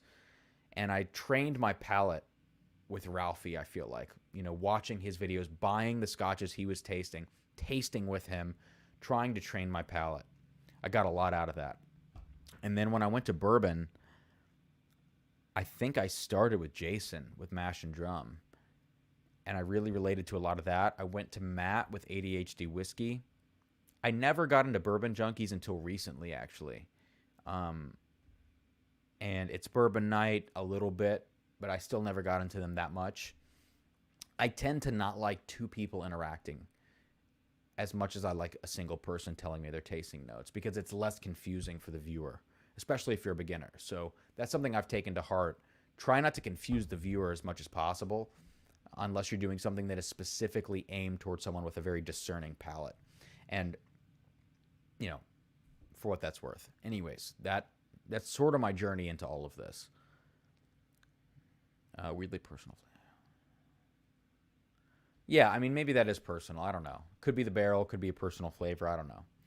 I'm going to go ahead and make my guesses. I'm going to guess glass one is Henry McKenna. I have two barrels. I have absolutely no idea which barrel that would be.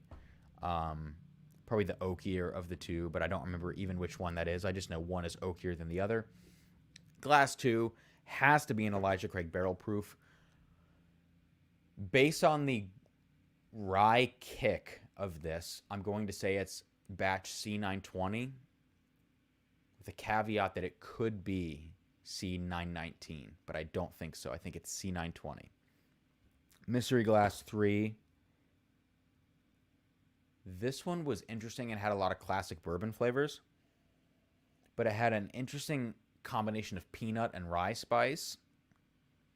And if this is Heaven Hill, this has got to be the Heaven Hill bottled in Bond 7 year.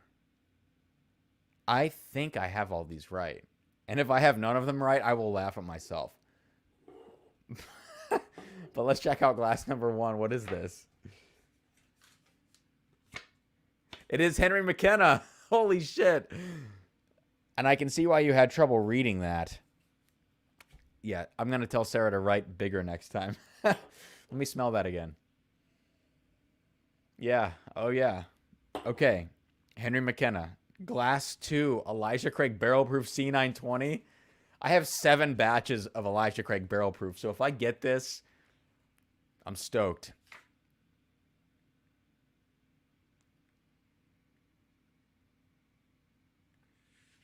Hang on a second. She wrote this very... I'm gonna have to bring Sarah in here and ask her. It says Elijah Craig small batch. You can tell she doesn't know bourbon from this writing. 1789. So I will have to bring her in here for 1789 because I don't know what that means. Okay. I said this is Heaven Hill bottled in bond. 7 year for the last glass. Ooh, it's Evan Williams bottled in bond. Damn it. Let me smell that again. Okay. That makes sense to me. Rob, I don't think it's the regular small batch. I can assuredly say it is a barrel proof version.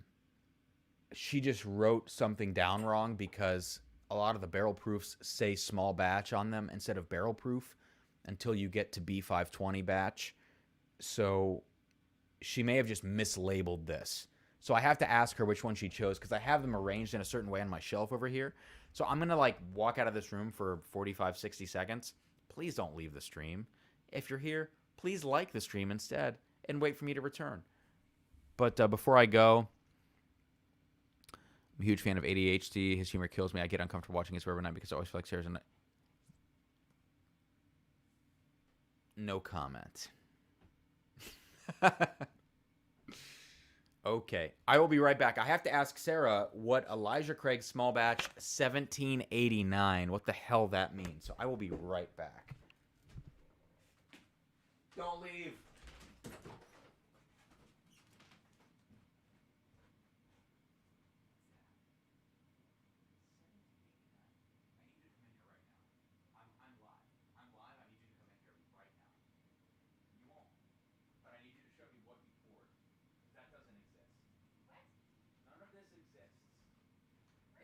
It's a bear.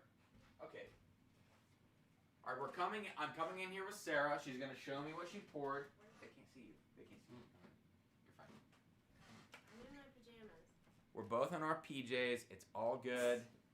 Okay, show me what you poured though. It was the third one. The third one. This one. No, do it again. Show me again. Oh, that's the one I thought it was. So shit. No. Wait, what number did I write down? You wrote 1789. Yeah. Oh, because it well, says that's the year that it was. That's the year that it was established. Yeah, it exists. No, I don't know you what gotta that write the is. batch number. Oh. So it was A120. Yeah, my bad. Shit. Well, okay. All right. It was A120. Damn it. All right. So the mystery has been solved. The Elijah Craig. So when I initially tasted this Elijah Craig batch, I said it was either C920, A120, or C919, and it is in fact A120. But I ended up guessing C920 because of the rye influence. But yeah, A120, delicious, very intense, very high proof, but a very delicious pour. And obviously the last batch, Evan Williams bottled in bond. I mistook for Heaven Hill bottled in bond, but close enough, right? So let's check the chat here. Rob says, get her in here. Yeah. She said, I can't be on camera, though. Aiden, I've fallen off. It's bourbon night. They are weirdly protective of beam and antagonistic sometimes, and half the other comments are creepy. I mean, look, I don't want to I don't want to throw any shade here, of course, but yeah, I did actually notice with like the Booker's thing that happened with Booker's not releasing batch 3 this year and just releasing batch 4 as batch 3 with the pigskin batch. They were very protective of that. And then when they did the side by side, they really like I'm confused cuz I liked Granny's batch a good bit. Boston batch I thought was atrocious. I thought Boston batch made no sense. And then I haven't had pigskin cuz like why in the hell am I going to pay $85 plus tax for a Booker's when the last two releases, well, one of the last two releases has been, and it's still increasing in price. I can't get behind that. But I did notice that they were pretty protective of those Beam products. But, you know, for what it's worth. And yeah, I mean, people are being creepy about Sarah, which, you know, my fiance, Sarah, with an H, I want to have her on a live stream and on some videos at some point, but I also recognize like that kind of shit is going to happen, and I don't know. Can't control that, I guess. Yeah, Aiden, totally ambiguous. And like B520 was that cutoff where like half of the B520s say small batch and half say barrel proof. I didn't even realize that 1789 was engraved on the front of these bottles until she wrote it down on the note card. So, and yeah, A120 says small batch instead of barrel proof. So that's the confusion there. Yeah. Bourbon Junkies, for me, the first time I watched them, I thought it was kind of antagonistic between the two. And then I watched some more videos and I was like, oh, wait, that's just how they are. And it's all in good fun. So I really like the Bourbon Junkies a lot. Peter, that's awesome.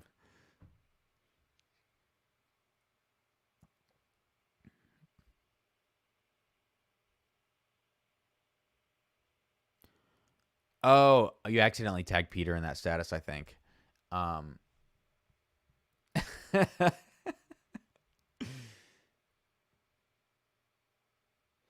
oh, I think that was I think Aiden and Peter, I think that was a big misunderstanding in the comments there. I think you accidentally tagged him. You have a favorite Booker's batch? You know, I haven't been in bourbon long enough to have a favorite batch that dates that far back, you know. For me, of recent memory is Granny's batch. But I've heard the one thing I haven't had was I didn't have Beaten Biscuits or Country Ham. And those are the two that I really want to try because people say that those are really good. I had the opportunity to purchase 2017-04 Sip a While when I was in California, and it was a Dusty just kind of sitting on the shelf for $72. So next time I'm out there, I go to the same place very frequently. If it's still on the shelf, I'm going to buy that and fly it home because I heard Sip a While was a good batch. But I mean, I've been in bourbon for about a year now dedicatedly, and otherwise it was all Scotch before then. So I got to say Granny's batch at this point, but I know that's probably super incorrect.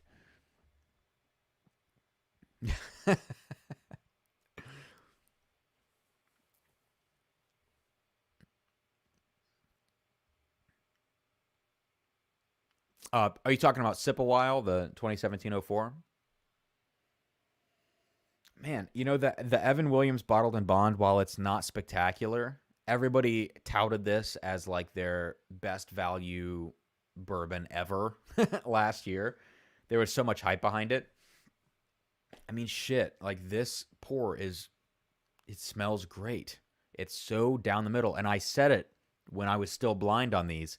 This this pour number 3 is classic bourbon. There's some peanut. There's, you know, some rye influence here. There's a little bit of fruit. There's just classic bourbon caramel butterscotch notes. Mm. Oh, you got okay, so you got the big man small batch for a Stag Junior trade. And which Stag did you say? That seems like a pretty fair trade to me. I mean, those older Bookers I don't know very well, but at that age, like 5 years ago, or I guess at that point, that's about 6 years ago if it was the first batch. For a Stag 13, that seems like a pretty solid 1-to-1 trade for me. Oh, wow. Man, I would love to have a sip of that. That sounds amazing. Um, and I don't know the batch. Before 2017, I don't know what the batch names were, so I'm not sure which one that was in 2015. Yeah, exactly. Like for 16 bucks, you really can't beat it. I have an Evan Williams single barrel under there, which was like a 2012 distilled, 2020 bottled, so an 8-year-old single barrel. It's fine. I think I like the bottled and bond better just because it's a little higher proof. The single barrel Evan Williams is like 86 proof or something like that, so that's why it's a little, unimpressive for me. Oh my god, yeah, that's a no-brainer.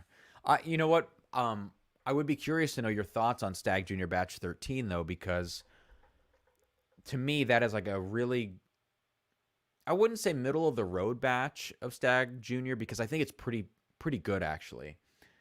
It's not nearly as good as 12, but it's still really great. So I would be curious to see like your opinions on Stag 13. We don't get much Stag Junior in Ohio. If you do, like, you're standing in line for 3 hours before a store opens, and I'm not about that. Um, but I have a 13 up there, and I really like it a lot.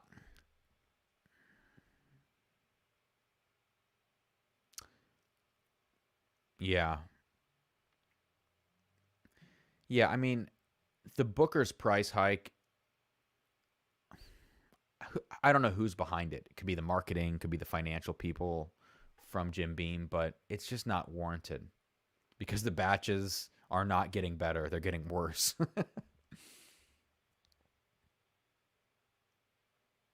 Oh shit! I did not know that, Peter. Country Ham. I've heard great things about Country Ham. Batch 12 is phenomenal. Um, and I reviewed Batch 15. I wish I could go back and review that again, and I think I'm going to like this coming Saturday. I have a list of things back here of releases I want to do. This coming Saturday, I'm going to be doing Second Chance Saturday for Stag Batch 15 and Yellowstone Limited Edition 2020, which I totally hated on. I'll probably still hate on it.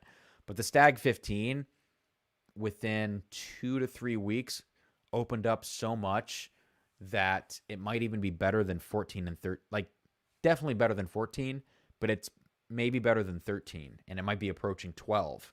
I don't think it'll get to 12 status, but just keep an eye out on that batch 15. Like it's been variable for me all over the place.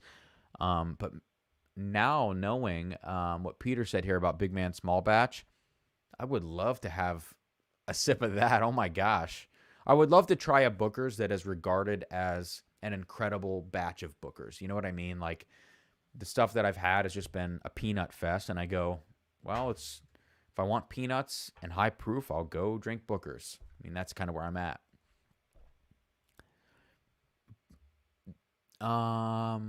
Let's start here. That's that's crazy, but I have seen that because when I went down to visit Bardstown, yeah, all the Bookers is sitting at $70 on the shelf, which is like crazy for an Ohioan to see that. This is true though. When you can get a Knob Creek store pick for $50 and it's 12 plus years, that's the way I'm going to go every time. Like, why would I buy Bookers? you know, I have a 14 and a half and a 15-year store pick over there, and they are probably in my top 7 to 8 bourbons that I own, and I paid like nothing for them. So, really incredible value. Aiden, I have never had Stranahan's. Actually, maybe that's not true. I've never owned a bottle of Stranahan's. I think I tried Stranahan's because I think that has the ten lid, 10 cup thing that you can sip out of. Correct me if I'm wrong. I had that at a friend's house, and I thought it was a little bit sharp and rough around the edges. But a cask strength barrel pick, I'd be very curious about that. We only see like the very, I think, generic offerings from Stranahan's in Ohio. So I would love to trade samples. Actually, if you could like send me a message on any platform, my email is probably in the description, Instagram, Facebook. I would love to try a sample of that. I have plenty of sample bottles as well and things I would love to send out. So yeah, let me know. That would be amazing. Before I left, I was gifted a bottle of Booker's and then given another one. Yeah, I mean, Booker's, well, in those years, again, if we're talking about those years, maybe the Booker's was better. Maybe the batches you got were incredible. I don't know. So I would be curious to know if you ever could find out what Booker's you got. Yeah, exactly. It's too expensive. Yeah, that's the one, Aiden. So I have tasted that, and it was okay.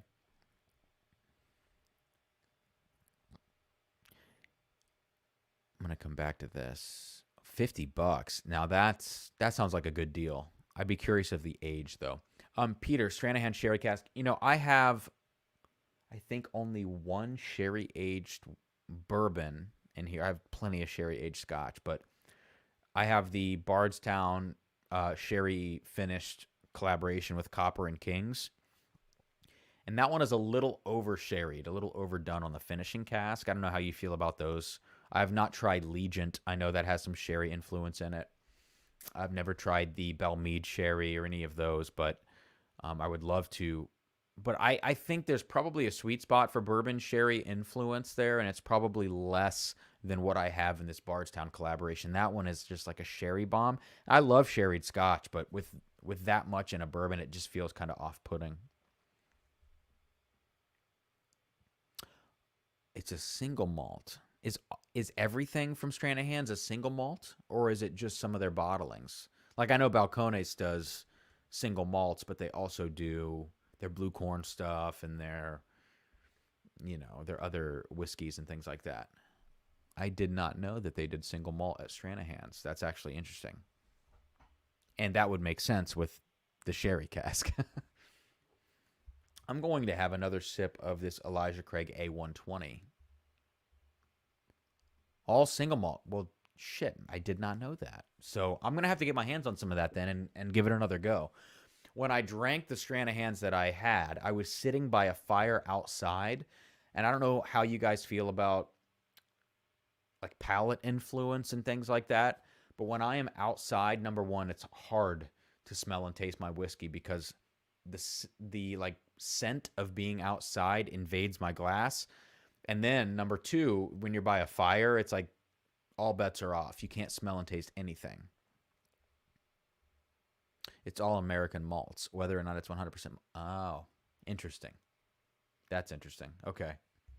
I'm going to look into Stranahan's then because, one thing I haven't ventured into, there's a few things intentionally I have not gone down the path of. One is Irish whiskey. That's a rabbit hole that's going to cost a lot of money because I know my favorite's going to be like Redbreast 27 or something like that. That's absurd. Number two, American single malts. I haven't gone down that path just because I don't trust it, and the price points of those are very expensive. Maybe I should be a little more adventurous. And I would say, is there a third thing? Oh, Canadian whiskey. Been very hit or miss with Canadian whiskey. Like Alberta Premium, cast strength rye. Interesting, very extreme and dramatic, but not something that I want every day. So, oh, Peter, this is making me sad. Oh, it's 35-17, but it's only the second quarter. There's still time. There's still time. Let me believe that. Well, I don't have anything else to sip on tonight. At least for my, sort of blind flight challenges. Is there anything that you guys would like to hear opinions about? I think all of you are very experienced bourbon drinkers, but I have quite the collection of bottles here next to me. Some Bardstown stuff, a couple of Dusties, lots of the Elijah Craig barrel proofs, and I don't know. Anything you guys want to hear about? Balcones malts are not good, iffy on many others. Okay. I've tried one Balcones bottling, and it was the Brimstone, and it made me not be able to drink sherried single malt Scotch whiskey for months because it was so horrible and off-putting and what's acrid. Like it was freaking terrible. And anyways, don't drink Brimstone. That shit is absolutely terrible. I would be very interested in Alberta Premium Picks or the older stuff. I've heard they have a 20-year, like, and that maybe that the stuff that I drank, the cast strength rye, is like 6 years old. I would be very curious about some older stuff from them. Oh my god, you like Brimstone? I don't know how batched or single barrel or variable these releases of Brimstone are, but damn, the one I had made me want to vomit.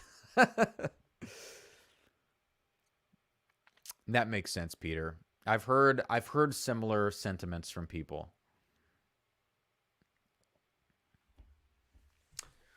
This is a tough question. The most I have spent on secondary, shamefully, is $425, and that was for another Chateau de la Baude, which I sold for $425 and broke even on. This year, Chateau de la Baude, the collaboration with Bardstown Bourbon Company, was like my ultimate whiskey of the year. It's very single note heavy. It's not like there's 10 complex flavors. There's like two or three. But what it does better than anything that I've ever tasted. So I went on a binge spree of that, and I bought a couple for around 300 and then decided I needed another one at 425, which is what it maxed out at. So I've since sold those off. I have basically 2 bottles left. I would say I acquire anything that is like special or hard to find is definitely acquired for me at secondary, unfortunately. I have to trade Weller Antique for that because that's so available here in Ohio and nothing else is. Everything's a lottery bottle. So Weller Antique is my currency essentially, but yeah, like my Elmer T, my Rock Hill, my Hancocks, all of these are from secondary, for better or worse. But you know, you got to do what you got to do because you can't get them here. In Columbus, you know, I like to hunt at Honeybee Drive-Through. They have given me a couple good bottles, but less than I'd like. Alum Creek Carryout. It tends to be for me. Well, Rod, let me actually back up for a second. Um, when I was hunting over the last year, minus the last 3 to 4 months, the lines weren't crazy here. They would get crazy if you showed up when the liquor store opened, but if you showed up 20 minutes early, you'd be the fourth person in line and you would get something out of a case of 6 when they would limit 1. Now, after Elmer T. Lee dropped in Columbus in October maybe, I showed up that day 5 minutes before the liquor store opened at 6:55 a.m. There were at least 15 people in line. And then they didn't even have Elmer T, and it was comical. I just walked out. But all the Giant Eagles and Krogers around here are now so swamped, and they're 2-3 hours early that there's no sense in hunting. For me, it's just like you got to buy secondary because if you value your hours at $20 an hour, you may as well buy secondary. And I value my hours at least at $20 an hour. So I'm not going to wait around in that line. So I was hunting at the smaller places because they had less lines than like the Giant Eagles and Krogers, because Giant Eagles release every Saturday here. And when they release every Saturday, everybody knows line up at 6 a.m. for a 9 a.m. release. I was hunting at the small places. That would be amazing, Peter.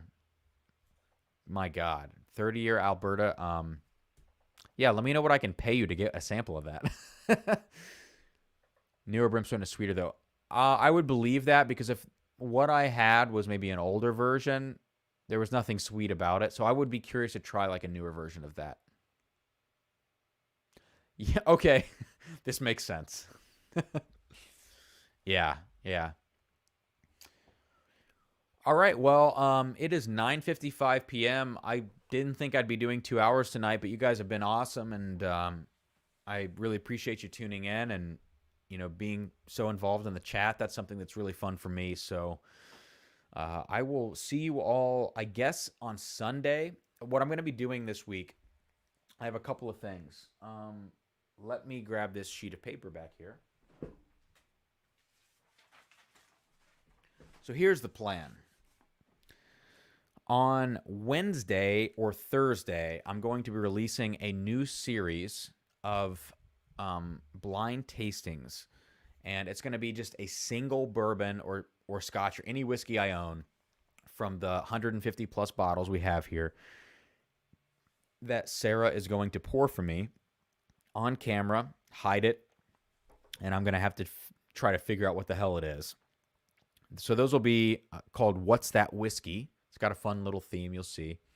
I'm going to try to release the first episode on Wednesday or Thursday.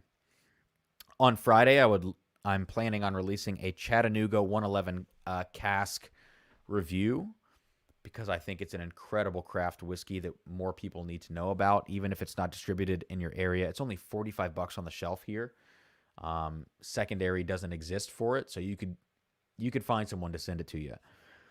On Saturday, I'm doing Second Chance Saturday, which is going to be a live stream talking about Stag 15 and Yellowstone, revisiting these and seeing if they've changed, if they've gotten better since I've reviewed them both.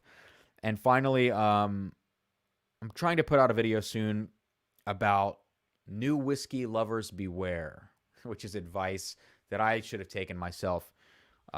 Beware of your wallet, your liver, and your brain when you're hunting too much bourbon. So anyways, that's kind of the plan for the next week. I'm trying to really crank out the content, and we'll see if I can keep up with my own quota here, but we'll see.